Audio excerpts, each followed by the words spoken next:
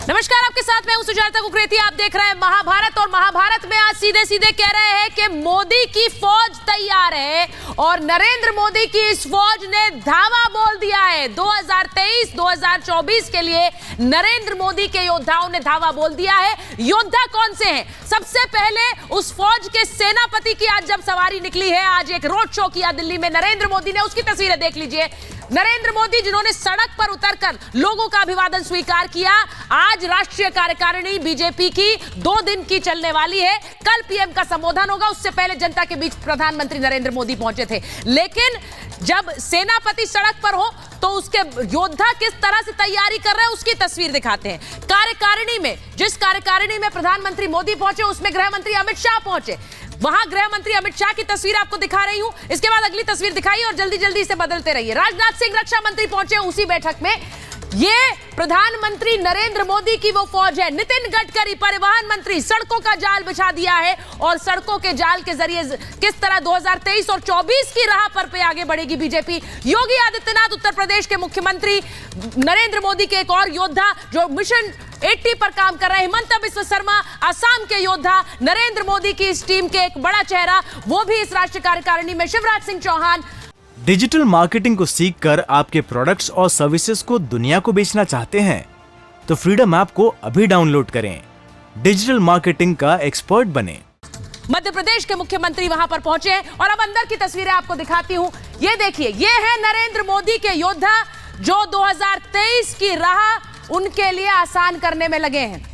अलग अलग राज्यों में किस तरह बीजेपी को आगे बढ़ाने में इन्होंने काम किया है। मुख्यमंत्री शिवराज सिंह चौहान को आप देख सक रहे हैं और यहां पर केंद्रीय मंत्री भी पहुंचे थे, मुख्यमंत्री भी पहुंचे थे और सारे योद्धा एक साथ बीजेपी के लिए 2023 की राह प्रशस्त करने के लिए। अब आपको मैं दिखाती हूं कि इस पूरी बैठक में 350 पदाधिकारी एक साथ पहुंचे थे।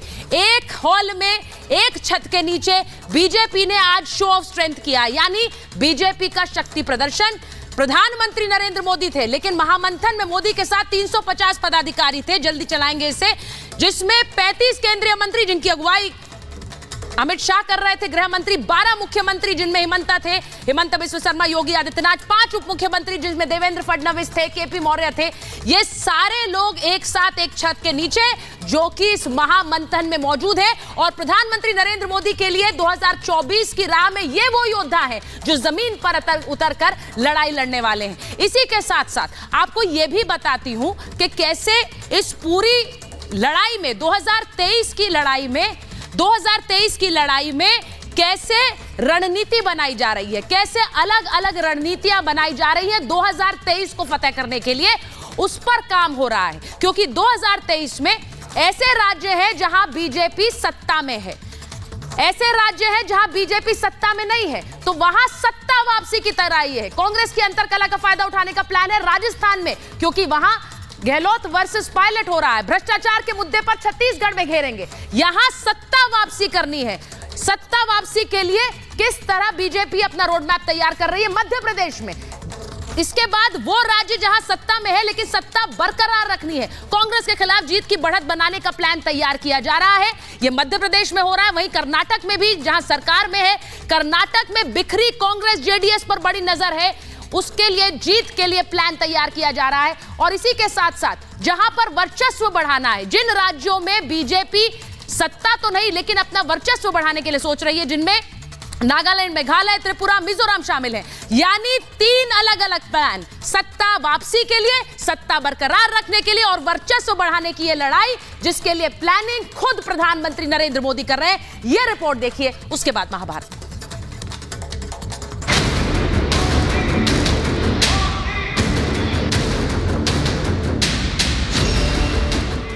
सत्ता के सिंहासन को मजबूत करने के लिए मोदी ने शंखनाद कर दिया है।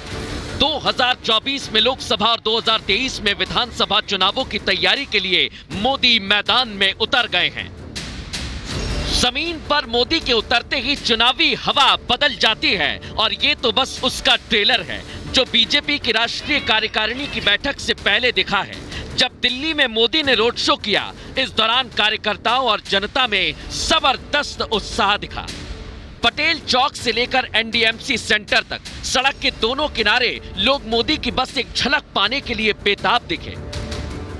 मोदी हमेशा बड़े लक्ष्य के लिए काम करते हैं। ऐसे में मिशन 2024 में महाविजय पर फोकस किया जा रहा है। लेकिन दिल्ली की सत्ता से पहले 9 राज्यों में इसी साल चुनावी डगर है और उसी की जमीन मजबूत करने के लिए मोदी मैदान में आ गए हैं और अपने योद्धाओं के साथ महामंथन में जुट गए हैं।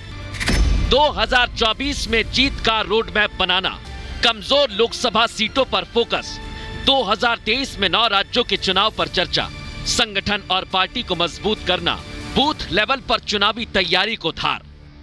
सारे राष्ट्रीय कार्यकारिणी के सदस्यों का आह्वान किया कि कमर कसकर लग जाएं, हमें एक भी चुनाव नहीं हारना है। जो 9 विधानसभा के चुनाव होने वाले हैं उसमें एक में भी अपनी हार नहीं होनी चाहिए।